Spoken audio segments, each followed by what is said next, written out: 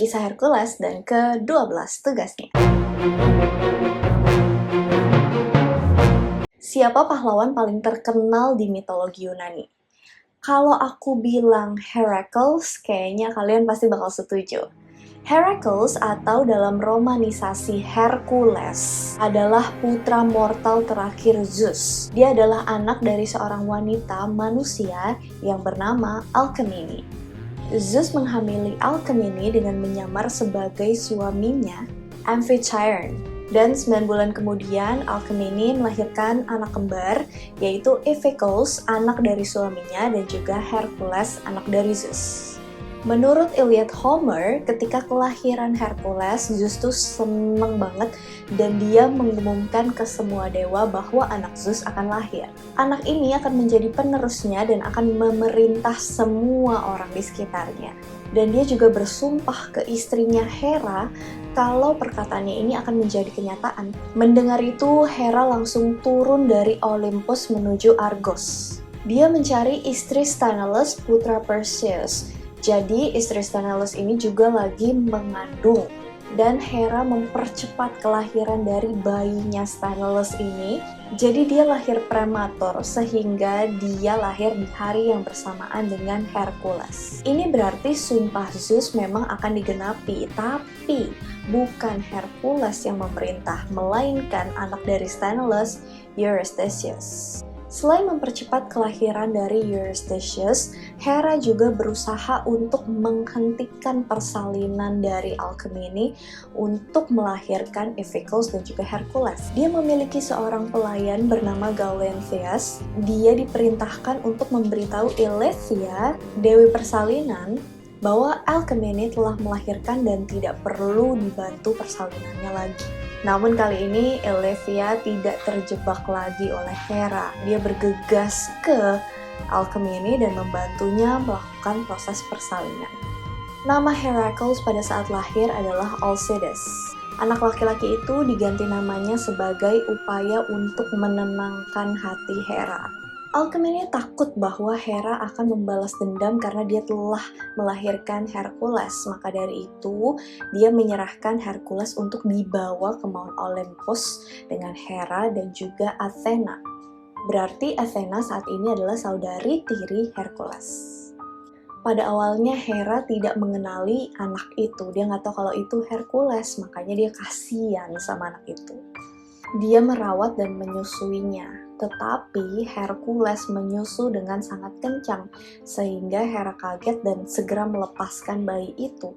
Orang Yunani dan Romawi kuno percaya bahwa susu Hera yang tersembur ke angkasa membentuk Milky Way atau galaksi Bima Sakti. Nah, karena Hercules telah meminum susu ilahi, susu dewi, maka dia memiliki kekuatan supernatural juga. Setelah mengetahui kekuatan bayi yang luar biasa ini, Hera curiga dan dia menemukan fakta bahwa itu adalah Hercules.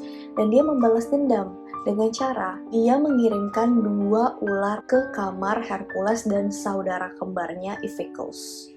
Ular itu melilit Iphiclus dengan kencang dan membuat bayi ini menangis kesakitan. Mendengar itu, bayi Hercules langsung melindungi saudaranya dan dia mencekik bergulat dengan ular-ular itu. Kemudian orang tua Hercules memanggil Nabi Tiresias yang buta. Dia meramalkan masa depan yang tidak biasa bagi putra mereka itu. Dia memberitahu bahwa bocah ini nantinya akan mengalahkan monster super ganas dan mengerikan. Tindakan Hera dalam cerita ini sepertinya dimotivasi oleh kebencian yang amat sangat terhadap Zeus yang memiliki banyak anak di luar pernikahan mereka. Perasaan marah dan benci Hera terhadap Zeus teralih kepada Hercules yang dia lihat sebagai karya terbaik dari Zeus. Dan benar aja, tidak lama setelah kelahirannya, Hercules memiliki reputasi sebagai yang terkuat dari semua manusia. Beberapa orang, demigod, bahkan dewa, meyakini bahwa Hercules memiliki kekuatan yang bahkan lebih kuat dari para dewa sekalipun. Namun, kemampuan fisiknya yang luar biasa ini tidak diimbangi dengan kecerdasan. Ini adalah kelemahan utamanya Hercules. Makanya banyak penulis-penulis dari cerita mitologi Yunani itu yang menggambarkan tokoh Hercules sebagai karakter yang lucu dengan cara yang lucu seperti badut berotot besar. Tapi, penulis cerita yang lebih serius menggambarkan Hercules sebagai pria primitif dan kejam. Senjatanya adalah tongkat pemukul besar, dan dia memakai kulit singa seperti manusia gua. Tapi meskipun banyak kekurangannya, Hercules ini sering membantu mereka yang membutuhkan. Dia akhirnya menikah dengan putri Raja Kreon, yaitu Megara. Setelah menyaksikan betapa Hercules dicintai oleh orang-orang di sekitarnya, Hera yang sangat benci padanya membuat pahlawan ini menjadi gila dan brutal, dan dia akhirnya membunuh istri dan anaknya sendiri. Setelah dia menjadi tenang, dia menyadari apa yang telah dia lakukan dan dia sangat menyesal. Dia menyadari bahwa kejahatan besarnya ini kemungkinan tidak akan dihukum. Jadi dia memutuskan untuk menghukum dirinya sendiri dan dia pergi ke Oracle of Delphi untuk meminta pengampunan dan hukuman. Kemudian dia diperintahkan untuk melayani Eurystheus selama 12 tahun. Sebagai bagian dari hukumannya, Hercules harus melakukan 12 tugas. Kita mulai ceritanya ke 12 tugas Hercules yang seru. Tugas yang pertama adalah Nemean Lion, singa Nemea. Awalnya Hercules itu sebenarnya diminta untuk menyelesaikan 10 pekerjaan, bukan 12. Raja Eurystheus memutuskan tugas yang pertama untuk Hercules adalah memberinya kulit singa yang telah meneror perbukitan di sekitar Nemea. Ini adalah singa yang sangat besar, kulitnya sangat tebal, dan tahan terhadap senjata yang terbuat dari logam apapun. Ada cerita tentang singa yang mengambil wanita sebagai sandera, memburu prajurit sampai ke dalam guanya, kemudian mencabik-cabik mereka dengan cakar yang tajam. Hercules tahu bahwa tidak ada senjata apapun yang bisa membantunya. Jadi, satu-satunya cara adalah dia harus bergulat dengan singa itu. Tidak lama setelah pergulatan yang melelahkan itu, Hercules mengalahkan singa itu. Dia kemudian menggunakan salah satu cakar singa untuk menguliti kulitnya, menciptakan armor ikonik sang pahlawan. Nah, ketika Hercules berhasil kembali ke Mycenae, Eurystheus kagum bahwa pahlawan itu berhasil melakukan tugas yang mustahil. Tetapi sang raja menjadi takut terhadap Hercules. Dia pun membuat sebuah toples perunggu besar yang dikubur di bawah tanah di mana dia bisa bersembunyi dari Hercules jika dibutuhkan. Setelah itu, Eurystheus mengirimkan Hercules kepada tugas yang kedua. The Lernaean Hydra.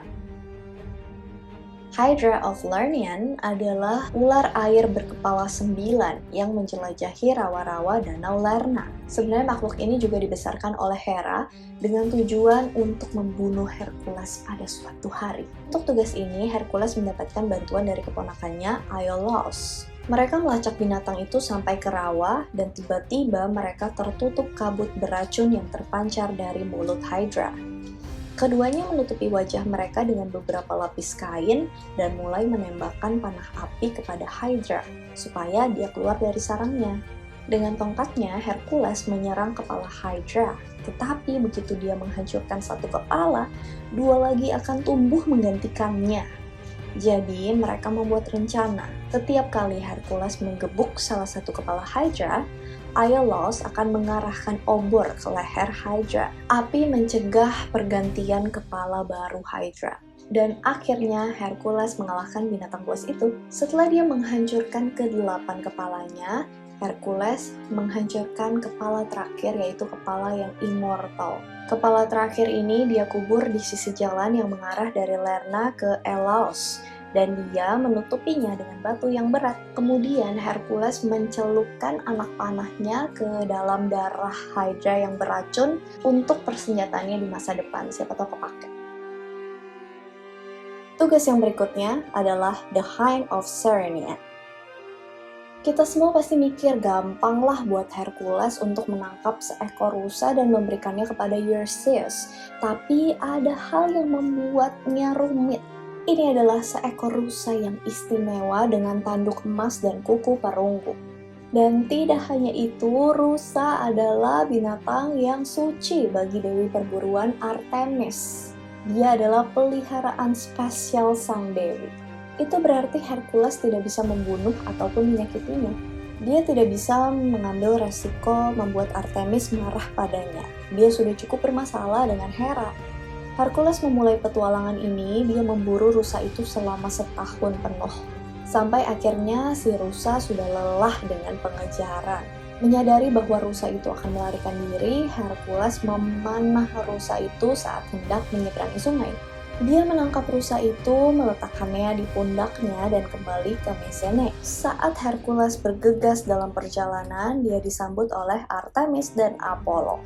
Artemis sangat marah karena Hercules mencoba membunuh hewan sucinya.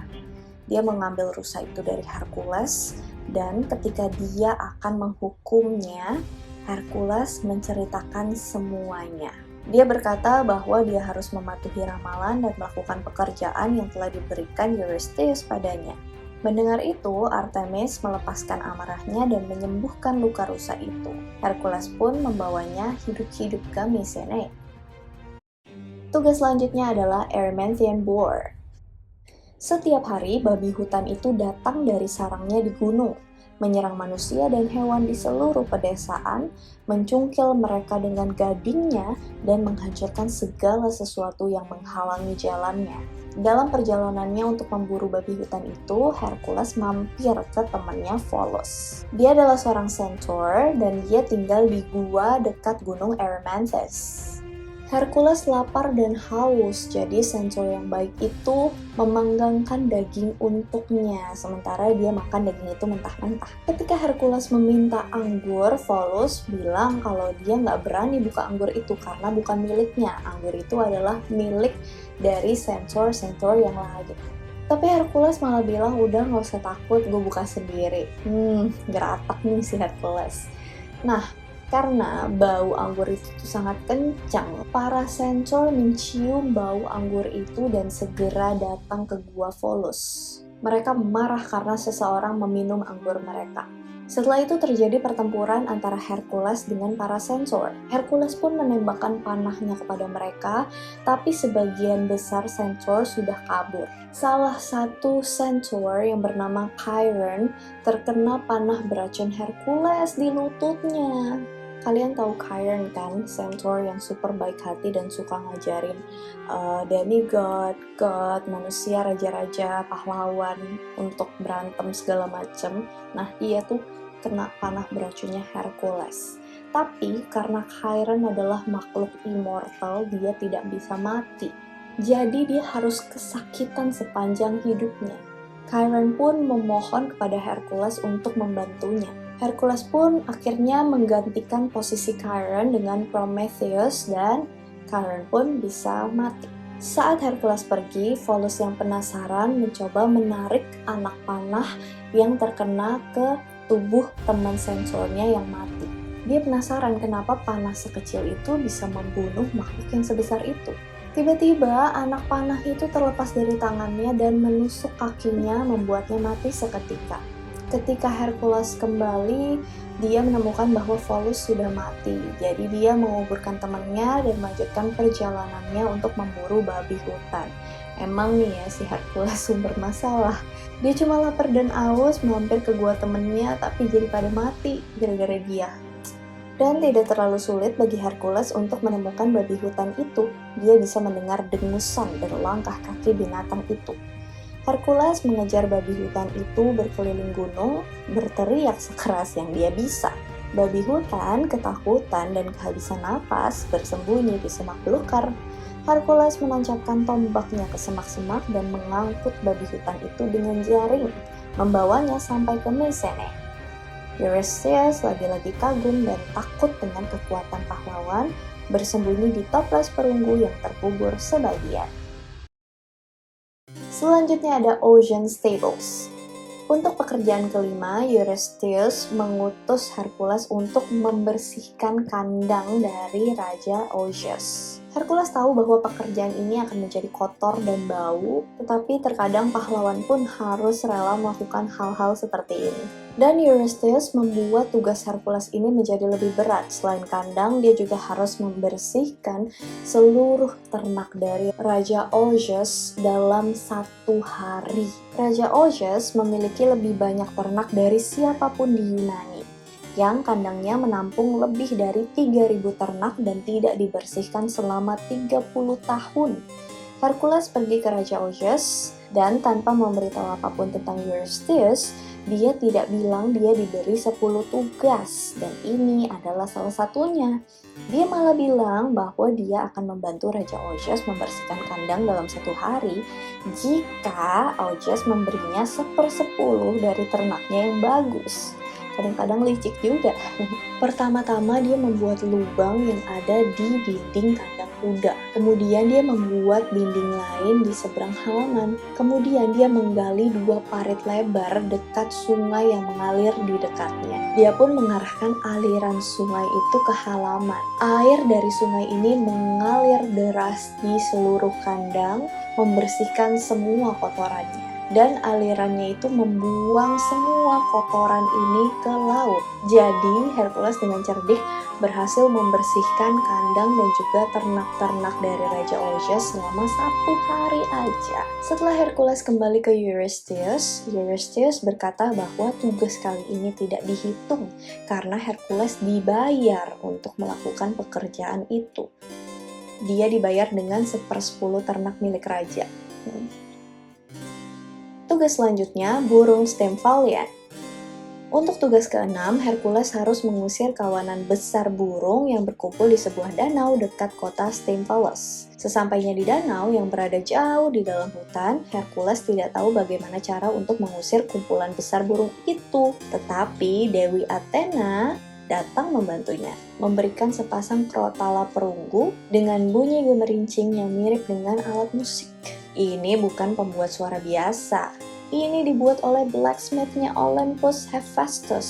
Mendaki gunung di dekatnya, Hercules membunyikan krotala itu. Dia menakut-nakuti burung-burung ini dan mereka kabur. Kemudian dia menembakkan panah dan ketapel pada saat mereka terbang. Beberapa versi juga menyebutkan bahwa burung Stymphalian ini adalah pemakan manusia yang ganas.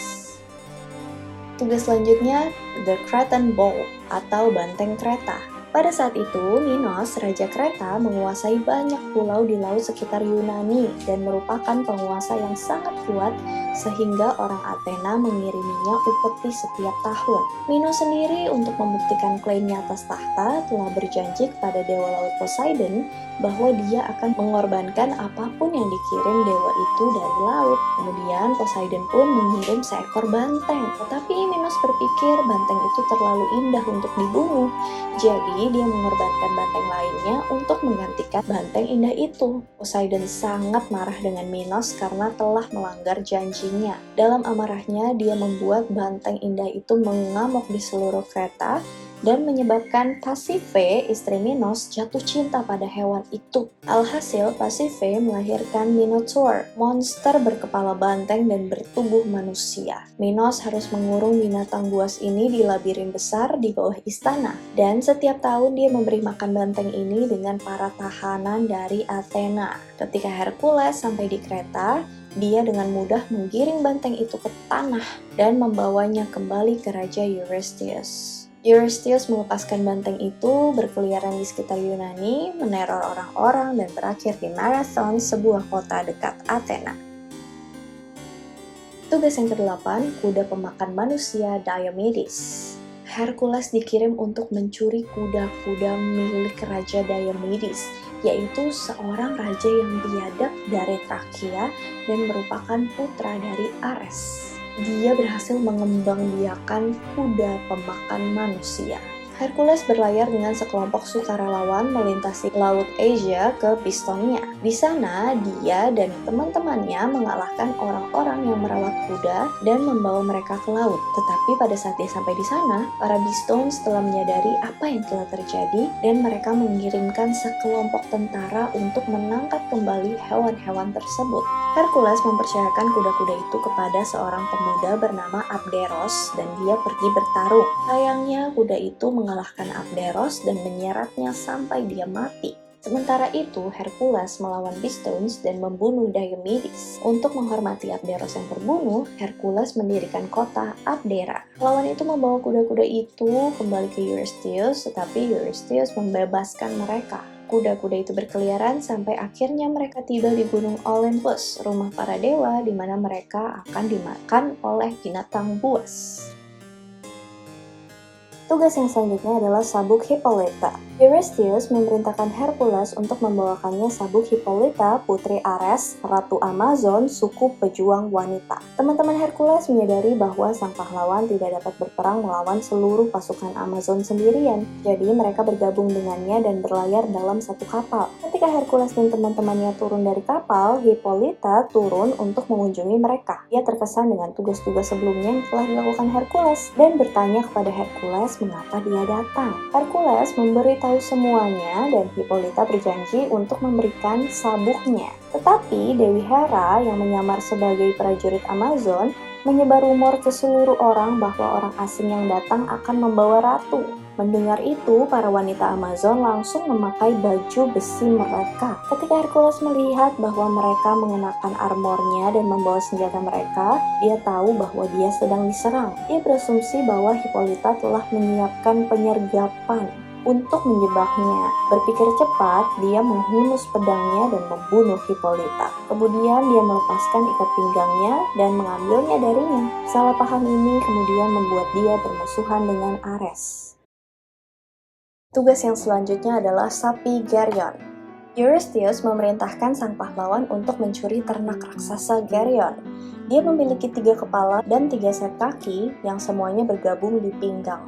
Untuk menemui Geryon di Pulau Erythea, Hercules harus melintasi gurun Libya, di mana dia sangat frustasi karena panas terik, sehingga dia menembakkan panah ke matahari Helios. Jadi dia kepanasan, terus dia frustasi dan dia memanah matahari.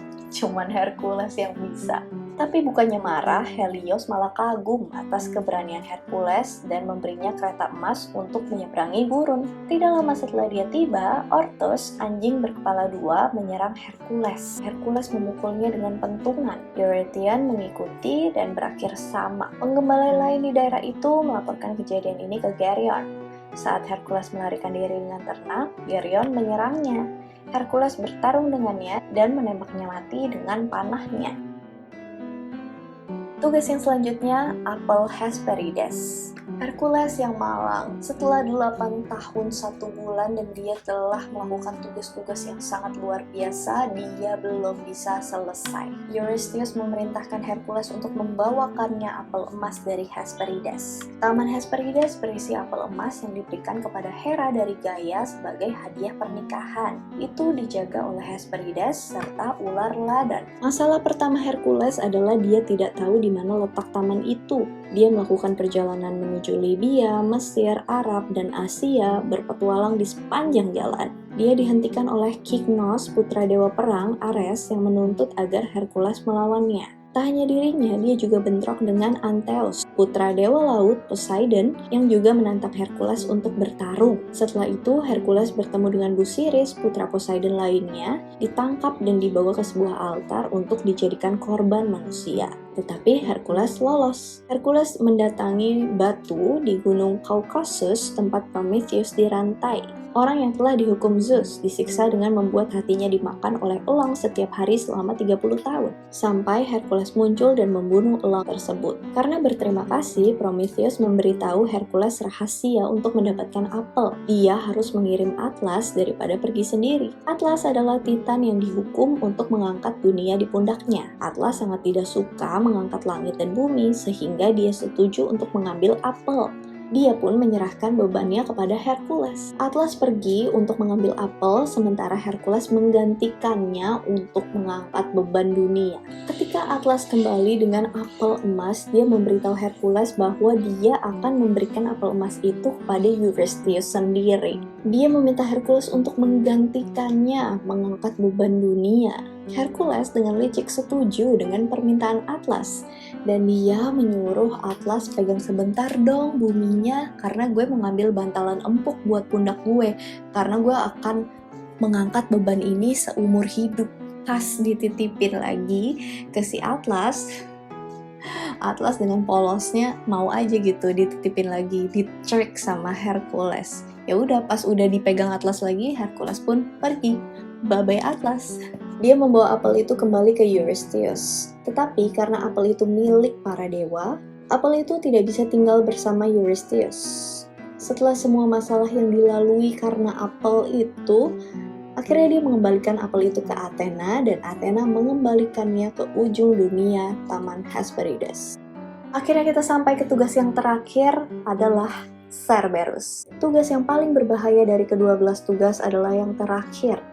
Eurystheus memerintahkan Hercules untuk pergi ke Underworld dan menculik binatang bernama Cerberus. Cerberus adalah binatang buas yang menjaga pintu masuk ke dunia bawah, dunia orang mati, Underworld, dan dia pun dewa peliharaan Hades. Hercules pergi ke dunia orang mati bersama dengan Hermes dan juga Athena. Mereka mengatakan padanya bahwa dia tidak dapat mengambil Cerberus tanpa izin dari Hades. Jadi dia pergi ke dunia orang mati dan menghadapi Hades secara langsung.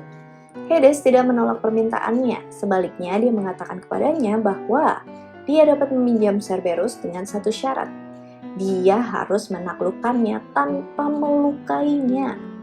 Tanpa pilihan lain, Hercules mulai bergulat dengan Cerberus. Dia berjanji pada Hades bahwa dia akan mengembalikan Cerberus setelah pekerjaannya berakhir. Saat dia membawa Cerberus, Eurystheus sekali lagi terbelalak kaget. Sekarang tugasnya selesai dan dosa-dosanya diampuni. Hercules berhasil menyelesaikan semua tugasnya dan dia sekarang bisa melanjutkan hidup tanpa rasa bersalah terus-menerus atas kejahatannya yang menghantuinya.